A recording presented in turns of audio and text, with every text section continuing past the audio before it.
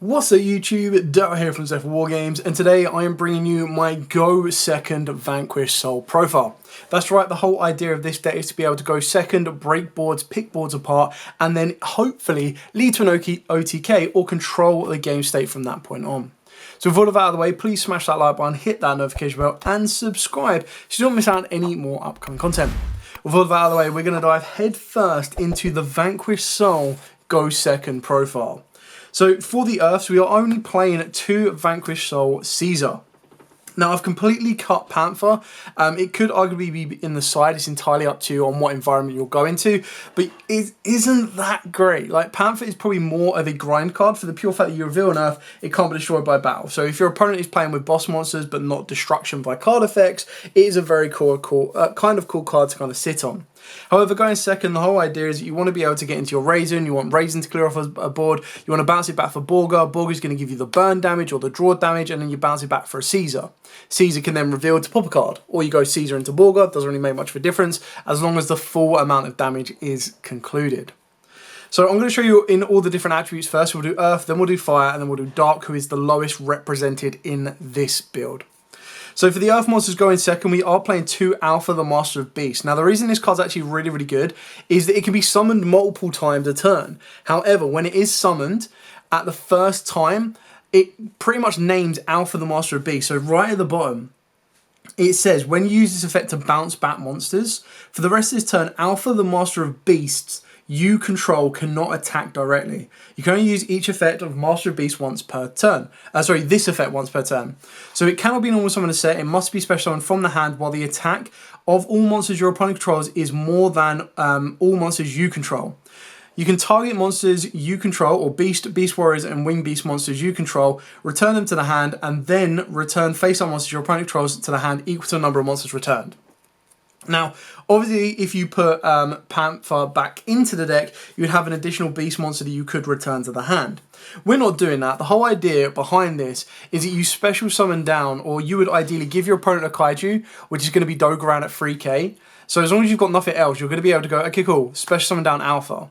Alpha's effect to bounce itself and the Kaiju back to the hand.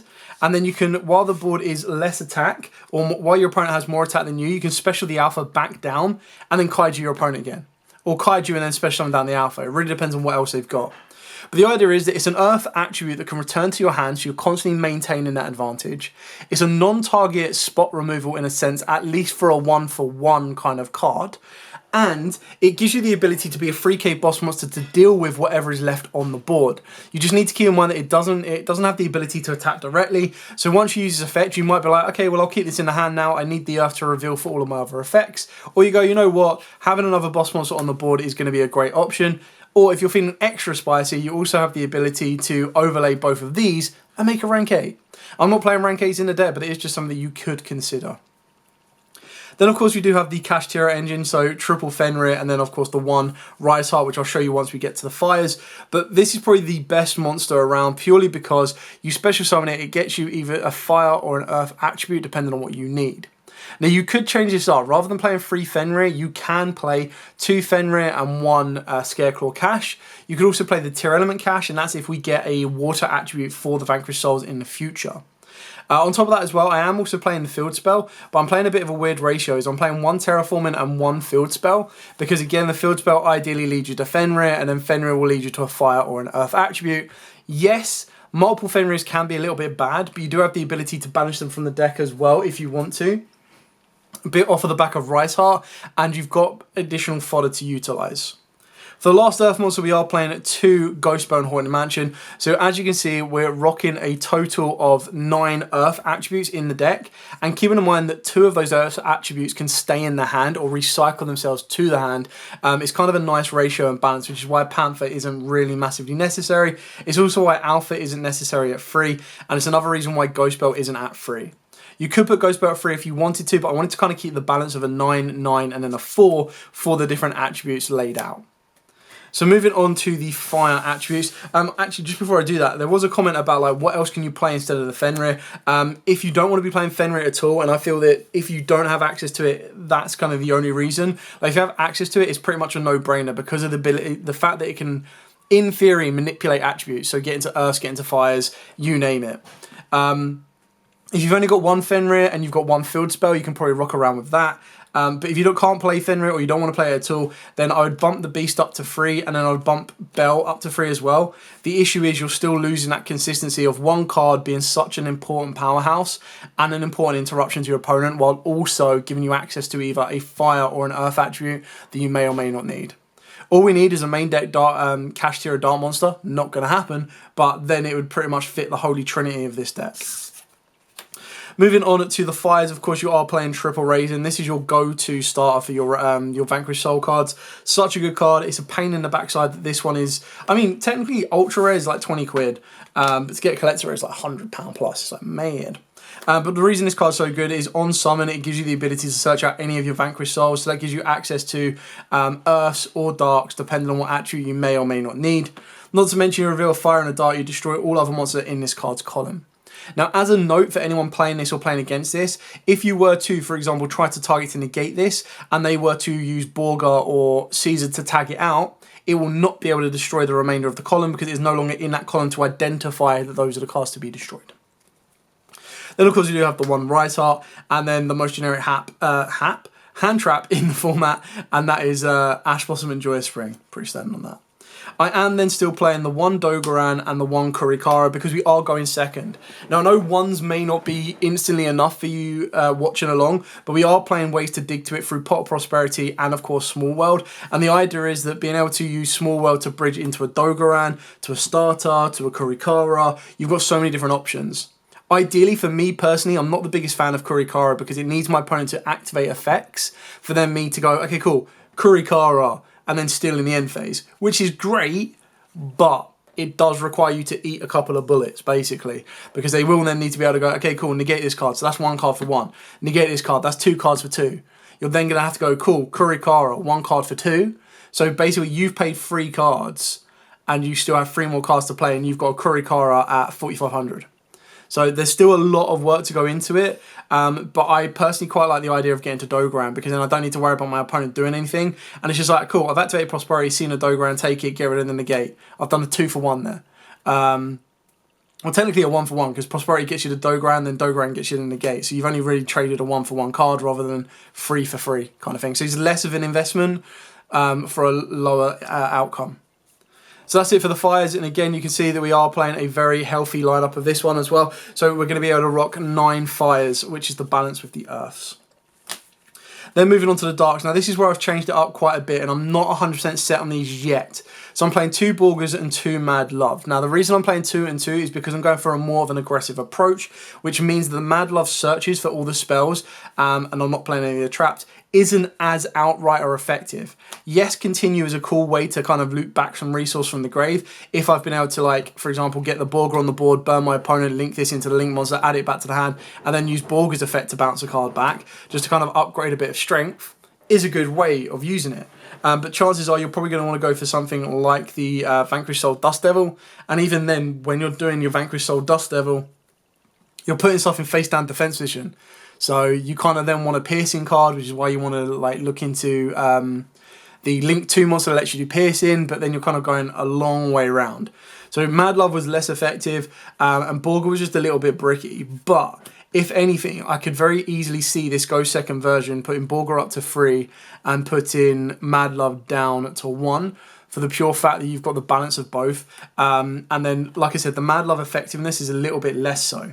What she does do quite good in this build is it does give you the ability to kaiju your opponent with a Dogoran, and then off of Mad Love, reveal a Dark and an Earth, and then return the Dogoran back to the hand. So it basically does the exact same job that the Alpha Beast does for the Kaiju. Like, Kaijus aren't once per turn, so technically, if I Alpha Beast the Kaiju, and then Kaiju my opponent, and now I've got rid of the 2 strongest monsters with defense, I can then just go, okay, cool. Special summon down Master Beast, normal summon Mad Love reveal or a Dark and an Earth, bounce the Dogoran back to the hand, Kaiju again. So like you're constantly being able to pick away at your opponent's board, and that's what's so important, is being able to do that and then still being able to add these back to your hand to maintain the attribute resource. And then obviously Borga, because we're playing Pot of Prosperity, the draw's less relevant during your turn, and because we're playing more aggressive, but his burn effect is mental. Like, burning your opponent for 1500, it's like, it starts off with Cowboy at 800. It's like, okay, cool, that's game, that sucks. And then it upgraded itself to Long One for 1200, and now it's upgraded itself again to Borga for 15. It's like, yo, can we stop this burn, please? Moving on to the spells, Triple Pot of Prosperity. Like, going second to push for the OTK is not a card you want to be activating. However, going second when you can't guarantee the OTK and being able to activate Pot of Prosperity to get you to a board breaker or a way where you can do enough damage and enough board breaking presence to then gain control of it during the next turn is insanely powerful. Then, of course, we do have Triple Stake Your Soul. Love the artwork on this card. It's probably my favourite of all of them. And that's quite close to the Caesar, because I think Caesar looks pretty decent as well. So you reveal a monster in your hand. You special on a Vanquish Soul monster with the same attribute but different name. Now, obviously, this is going to be incredibly consistent to get into stuff like Caesars, to get into stuff like Raisins, everything else, because you're playing 9 different attributes for Earth and Fire. It's going to be a little bit more tricky for Darks, but then again, the only Dark you'd probably want to summon is Mad Love. And you kind of then want Borga to bounce her back to the hand anyway. And I've already kind of explained how Mad Love is less effective in this version. It's still effective, it's just not as effective as it could be. And then for the final one, before I get into Thrust and everything else, is Double Small World. So the idea behind this is you've got bridges to get you into your starter with Raisin, you've got a board breaker with Kurikara, and then you've also got your board breaker in Dogoran. So I know a lot of people do play, especially going second as well, you can very easily play Duradol. But I quite like Small World. I just think it's such a nice way. Like, Duradol is only ever going to get you Raisin. Multiples of them suck. Whereas open up a Small World, I then have options for starter, board breaker, or extender. And then, of course, you do have, not only are all of these targets for Thrust, but I am playing 2 Triple Tactic Thrust. The chances are the card you're going to be able to add off of Thrust because you're going second is you're going to be able to add it to your hand and activate it. So we are going for stuff like, if I need to get to Stake Your Soul, if I need to get Prosperity, Small World. More stronger is probably going to be something like Triple Tactic Talents. And it's also why I'm playing the 1 Terraforming and the 1 Field Spell, because Thrust can't get me to the Field Spell, but Thrust can get me to Terraforming. So it's like, if my opponent's used up their own negate, stopping like a Pot of Prosperity, I can very easily then go, okay, cool, Thrust, get me Terraforming. Activate Terraforming, get me Planet, Planet get me Fenrir, Fenrir summons down Fenrir, then gets me Rise Heart or another Fenrir. So it kind of starts unlocking my board. It's giving you like a path of ways of deck filling your deck while also giving you strength. Not to mention as well, the Field Spell attribute buff attack is insane because you are playing with different attributes already, and your extra deck starts adding more to that. Being able to create stronger monsters is really cool. In the extra deck, I am also playing Shangri-La, so the secondary effect does come up. And then for, I'll pretty much go over the last of the Thrust cards before I go into the quick plays. For the last of the Thrust cards, technically you can go for Rotor, not that you would, but then I've also gone for Dark Hole and Duster. Just so you've got a main deck route to deal with back row control decks, and you've also got a main deck route to get rid of Ibli. Yes, you could in theory use Ibli and go into Linkuriboh, entirely up to you, but this is just one of the ones where it's like, if your opponent is trying to stop you building your board, or if they're trying to lock you down, slow you down by giving you a monster, giving you a token, anything like that, being able to go into a Dark Hole and just going, cool, clear the board. Not only are you getting rid of their board, you're getting rid of your board, and you're able to start again, is very, very important. The final spells is, of course, the 1 Continued and the 1 Dust Devil. The last 2 cards in the deck is 1 Eradicator and 1 Big Bang. But wait, you said this was a going first deck. That is correct. However, there will be times where your opponent may or may not have a monster on the board when you activate Thrust.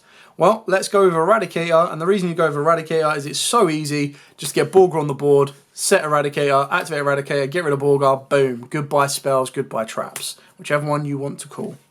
After you burn them for 15, of course. The reason we've got the 1 Big Bang here, it does suck if you open it up, is the Garnet. So it is something you can completely cut. But the idea behind Big Bang is there is a combo where off of Fenrir plus Raisin, your end board is Rock of the Vanquished, Fenrir, Shangri-La with 1 zone locked, Rise Heart, and you Borged them. So you either draw off a Borga or you burn your opponent with Borga. So it's a really kind of cool one. And the idea is that you can banish this. You don't have to, like, you don't have to play this at all, but the idea was that with Shangri-La, you can use Rise Heart to banish this and then summon the Fenrir from the Shangri-La, rather than then having to go standby phase, Shangri-La summon. So you've got the option to do both if you want to. It's just kind of, because we're going second, it's a more aggressive way of going, cool, Shangri-La, lock a zone down, while also bringing out the Fenrir. Fenrir can then attack target a card, banish face down, and you're just picking the board apart bit by bit. And like I said, the base minimum is you could very easily play the Eradicator. It is a 42 card deck, so you could very easily go yeet. But it's just one of the ones where it's like, if you can't guarantee to go break the board, if your opponent lets you go first and you're like, what the hell is this? Like, no one's going to expect a main deck Eradicator unless you're playing Labyrinths. So, searchable in this deck off of the back of Thrust, and then being able to Vanquish Soul them, Borga them, is insanely powerful. So that's it for the main deck. Let's move on to the extra deck. Now I'm going to show you more than 15. I'll repeat myself. I'm going to show you more than 15 cards in the extra deck. The idea is that the final 4 cards I'm going to show you are alternatives to the remaining 3 slots in the deck. So we'll start off with the Link monsters. Of course, we are playing Triple Rock of Vanquished. Not much more really needs to be said about that. We're playing the 1 Security Dragon, the 1 Nightmare Phoenix, and the 1 Donna. Now the reason I went with Donna rather than Cerberus is for the pure fact that Donna lets me out pretty much anything I need to, while also not requiring me to have a discard. Now, obviously, you can very easily put Cerberus back in here if you want to. I just quite like the idea of having Donna as an option. I feel that it gives me a little bit more flexibility than the Cerberus, just on those odd chances. So that's kind of why I went with it. So there's 6 there. Moving on to the XYZs, we'll go over the Zeus package. So the Zeus package is the 1 Merrymaker, the 1 Sargus, and then double Zeus. Now, obviously, double Zeus is in case one of them gets sniped through Unicorn. It's also another option because you do play quite a few XYZs. And being able to kind of Zeus on top of a Rise Heart, you get a fat stack Zeus. But the idea is that at the base minimum, you make a rank for a Merrymaker, you rank it up into Sargus. You could play... you could play the Fear on King Regulus if you wanted to. I've cut that because we're being a little bit more aggressive. The idea is that if I'm going to go into a Zeus and I'm going to go through Sargus to do so, it's because they've got a bigger board presence and I want to control that state as it is. I don't want to be able to go, cool, search out Regulus, summon down Regulus, attack with Sargus, attack with Regulus, and then Zeus, because then it means I've got to use my Regulus first before I Zeus. So, very easily added. It comes in from the side deck, entirely up to you. And then I've got the rank 7 package. So the rank 7 package I've got is the 1 Shangri-La, the 1 Big Eye, and the 1 Rise Heart. Now you can very easily cut the Shangri-La. You can cut this down to a Big Eye and a Rise Heart, or just a Rise Heart. But the idea is you don't really want to be making this with 3 level 7s. You can do. It's Rise Heart, Fenrir, and Borgar make this hard. But the idea is the exact same play can actually get you... The issue is you run into Nibiru if you do it the other way. So if you do it this way, you run into Nibiru. But the idea would be is you go Borgar, Fenrir, Special Rise Heart, Borgar, Fenrir, overlay into Shangri-La, Rise Heart, Banish, Big Bang, or a second Fenrir if you don't play the Big Bang, and Locker Zone, banish the top 3, plus summon the Fenrir, or keep the Fenrir under there, entirely up to you. And then you just turn Rise Heart into a Rise Heart, and yeah, you're good to rock and roll. So the final 4 cards really come down to your personal preference and playstyle. So if you want another board clearer, you can go for Exaton Knight. If you want a controlled rank 4, like say your opponent draws you, shifts you, and you need to slow the game down, then you go with Baguska. If you wanted a Link monster that is a bit of a mini towers that your opponent struggles to deal with, you go with the BLS.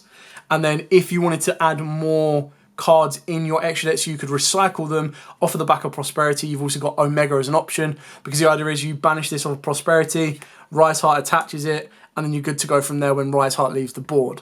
The other options for Omega are stuff like pretty much what you see in a cash build. So you've got the options of going through your Goliath to mean that it can't be destroyed by card effect. You've got the Wagon to deal with back row.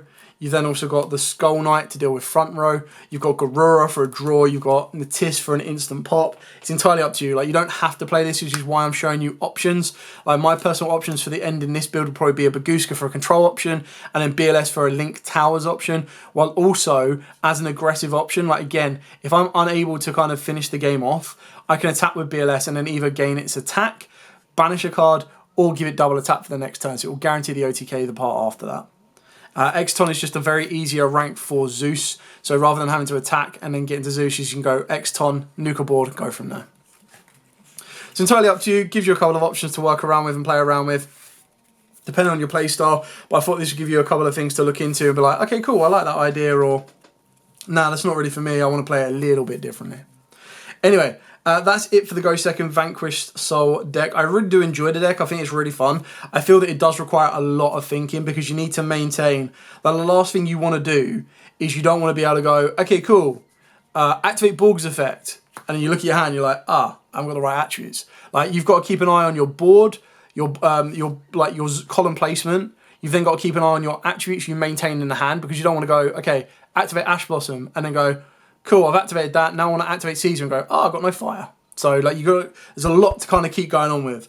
But I still really do enjoy it. I think it's incredibly fun. It does look beautiful. I am not upgrading the whole thing to CR because that would be a nightmare. The only reason I got the Caesar is because I think it looks one of the best, and I only really needed a 1. I might need a 2nd, but I haven't decided on that yet.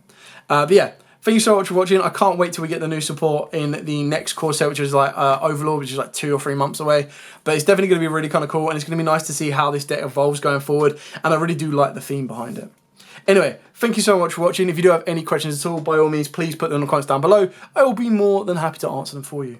For now, as absolutely always, stay safe, and of course, happy dueling.